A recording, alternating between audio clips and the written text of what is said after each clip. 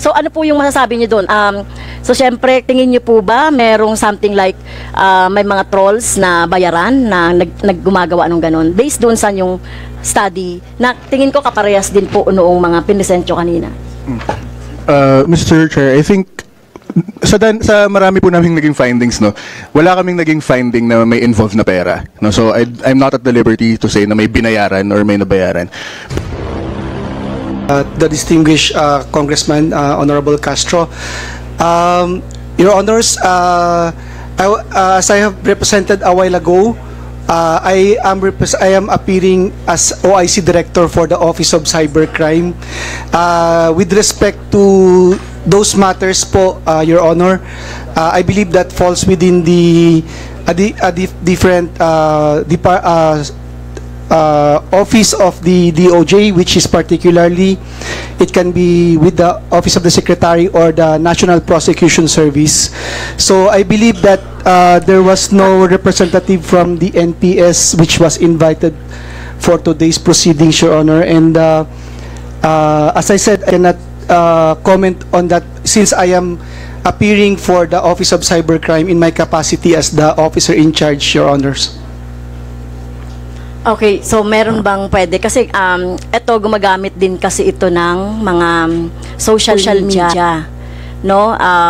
Merong totoong office or merong gumagamit ng fictitious o na mga account or Facebook account. So paano kaya ang relief ng mga pangkaraniwang tao? Kasi hindi na ako, lagi na ako nare-red tag eh. Mula nung naging aktivista ako, no, na-red tag na. So, paano po ito, pa kaya ang relief ng ating mga pangkaraniwang mamamayan? Kasi ito ba ay pasok po doon sa tinatawag nating, tinatawag nating mga cyber libel or whatever? Kasi pero for disclosure lang po, hindi rin po kasi kami believe na i-criminalize ang libel o kaya ang mga cyber libel dahil napaka thin line, may thin line kasi yung freedom of speech tsaka yung mga kung ano mga opinion. Kaya kami nga meron kaming bill na i-decriminalize talaga ang libel. Pero for the relief po ng pangkaraniwang tao na naging epekto ng red tagging, Mr. Chair, ay namamatay, nata-trump up cases, etc. Yes, Your Honor. Regarding those matters, ma'am, considering that you qualified you premised your statement on the factual background that social media or online platforms are being used also to attack or subject these people on red tagging po. We can, actually the Office of Cybercrime po, without any discrimination to all citizens of the Republic or of our community, we entertain walk-in clients or even phone-in complaints. Kung may mga ganyan pong incident, Your Honor, they can always approach the Office of Cybercrime kung involved po ang online platforms at use of information and communications technology. We can initially take a look into the matter and for identification or location purposes or conduct of online investigations, Your Honor. Okay. Ano po masasabi dito ng Cybercrime Division na NBI po? Thank you, Your Honor. So when it comes to the investigation po ng NBI, of course, we could file cases depending on the context of what is posted on the social media platform. There are contexts na maliciously imputation of against private person of a crime, vice, or defect na nakakasira po sa reputation. And there are also malicious imputation that causes that may endanger the public or cause damage to the interest or credit of the state. Doon po sa cyber libel cases po na against a private person, definitely, as already discussed a while ago, we cannot file a complaint motu proprio. We have to have a complainant for that dahil ang ano po dito, party interest, ang injured party po dito is a personal crime po to. But I think for the purposes of news or publications that endanger the public order or cause damage to the interest of the state, as law enforcer, it is our bound duty. We are burdened. Ito po yung duty po namin as law enforcers to stand up for the state and file cases in behalf of the state. Okay. Pero if it is a person, no, the reputation damaged a person, marami nang namamatay, no, sa mga nare-red tag. So it is a cause of concern pa rin, no, kasi sa atin sa nangyayari sa society natin at nang nabibiktima ay ang mga pangkaraniwang mga mamamayan na nagkikriticize sa government or may ginagawa na nagsasabi ng kung ano man yung mga pwedeng gawin ng government. But anyway, ito po dito po I'm interested po, Mr. Chair, dun sa Press 1 PH, yung mga research nila, no. So, nakikita po natin yung source noong mga behavior ng mga data na nilalabas sa social media.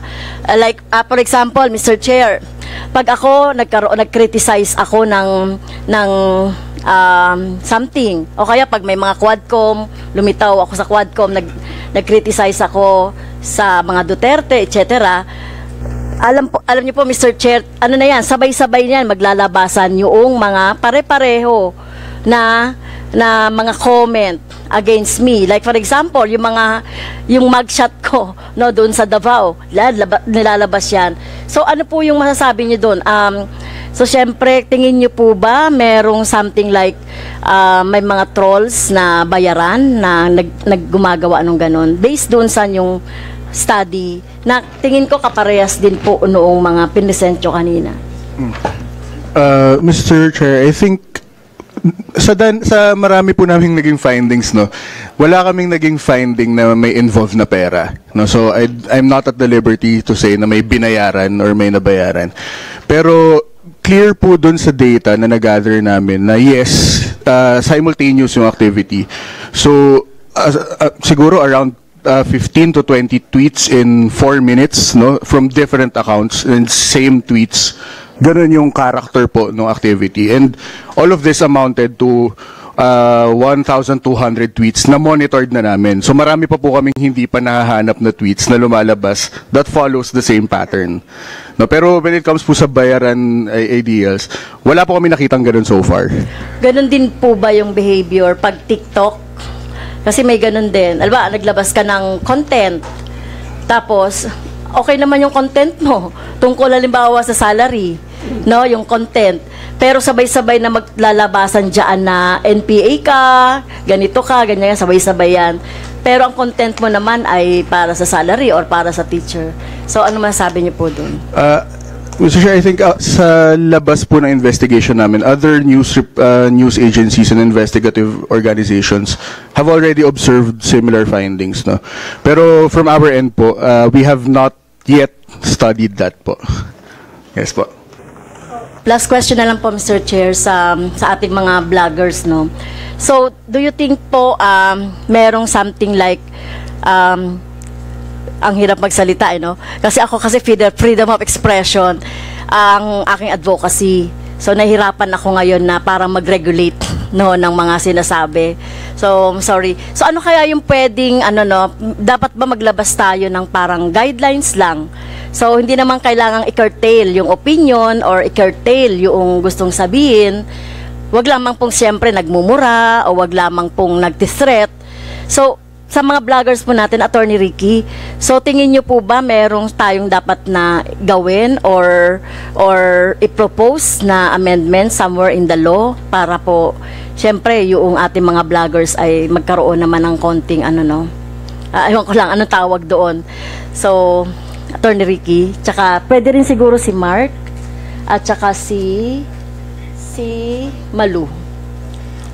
Sir Chair. Thank you po, Mr. Chair. Doon po sa tanong ni Honorable Congresswoman Franz Castro, talaga po naman kasing nagagamit masyado yung freedom of expression. Pero paano naman siya ibabalance doon sa damage sa individuals at sa society?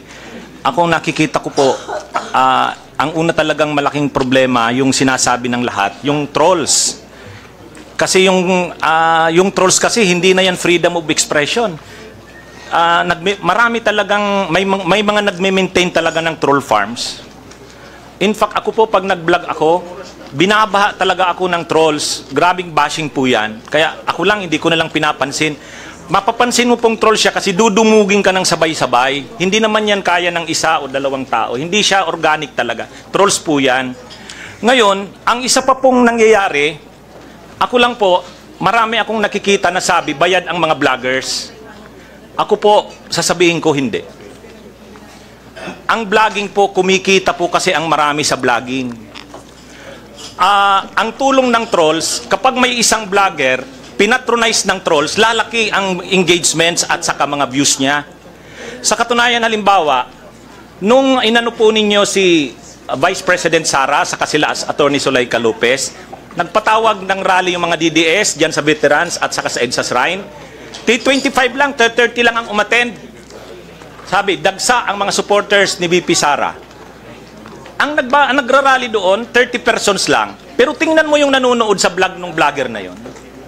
6,000 ang actual concurrent viewers. Wala akong ganong viewers, ganong kalaki na 6,000, 7,000. So, ano po yon? Trolls yun. At dahil pinapatronize yung mga vloggers na to, ginaganahan silang mag-vlog kasi nagmo-monetize sila.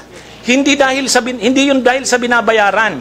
Kumbaga, kumikita po yung vlogging dahil doon sa ganun. So Isa meron po ba tayong, Mr. Chair, meron ba tayong parang, kasi meron din naka-file dito na parang against sa mga troll farms, no? Pwedeng, pagtingnan siguro, no? Yes po, Mr. Okay.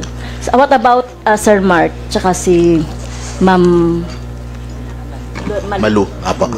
Mr. Chair, sa akin po medyo iba yung pananaw ko dito. Totoo, meron pong mga troll farms, meron talagang mga operator na ganun po yung ginagawa. Marami din po talaga yun. Pero sa case po ng DDS, marami din naman po sa kanila organic eh. Mga totoong kasi meron po ito po yung naging problema, Mr. Chair. Meron po tayong mga kababayan, naging pastime na po itong pakikipag-away sa kapwa Pilipino sa online. Parang pag may nakita sila na, uy, inaaway si Duterte, o pagtulungan natin to. Kumbaga, yun ang pastime nila, doon sila nalilibang na murahin si ganitong congressman, murahin si ganitong bastusin si presidente, pero lahat po yun online. Pero pag sa personal, hindi naman po sila bastos eh. Kumbaga, hindi naman po nila masasabi yun in person. Hindi nga po naka-attend yung karamihan po sa kanila dito. Pero yun po ang malungkot na nangyari sa kultura po natin dahil po kumbaga itong culture of hatred sa online na marami pong Pilipino pag uy si Mark, hindi ko gusto sinasabi nito, sasabihan ko to ng mga masasakit na salita, parang ganun po sila nagiging masaya eh. At hindi po ito mga bayaran, hindi po ito mga computer, mga totoong Pilipino po ito na kapag kaharap mo naman in person, hindi ka naman magawang mamura. Talagang pag sa online lang, siguro yun ang trip nila. So, ang ibig sabihin nun, hayaan na lang, no? Pwede po isa rin yung comment section sa ibang mga okay. Yun po pala ang gusto ko din sabihin, So, Mr. Chair. Like sa TikTok, pwede pong i-moderate yung mga comments, pwedeng isara. Tapos pwedeng i-approve lang kung ano yung gustong pumasok. Sa mga news outlets po, pwede din po nilang isara yung kanilang mga comment section sa mga Facebook posts. Para po hindi nag-aaway doon sa comment section nila yung mga Pilipino. Kasi po, ang nangyayari, doon po nagbabardagulan, nagkakasakitan, parang sinasabi mo, Mr. Chair, sinasabi ni Mark na meron namang option na pwedeng tanggalin yung isara po yung comment section sa for different posts. Not necessarily na i-curtail din natin yung mga opinion. Tsaka malaking bagay din po yung mga react sa Facebook eh. Kasi po nagiging way of bullying din yung haha-react. Kasi po wala namang iba-ibang klase ng reaction pag sa Instagram tsaka sa ibang mga platform eh. Pero sa Facebook, di ba? Like, merong love, may laugh, merong care, may iba-ibang react. Yung pong hahariak, nagagamit po pambubuli pag sa isang post. Kahit kunyari, seryoso po yung post ng ninyo o nung bubuhusan nila ng hahariak dahil kalabang kayo nung politiko na kasama po nila. So that becomes a form of bullying din po. So I'm not sure kung open si Facebook na bigyan ng option para alisin yung mga reacts, para like na lang lahat. Kasi pwede naman pong kunyari, yung post nyo, pwede ko namang i-share sa wall ko, tapos magsasalita ako ng contradicting, pero sa wall ko. Hindi po kailangang maging toxic dun po sa comment section. Thank you, Mr. Chair. So, meron po ba si Ma'am Malu?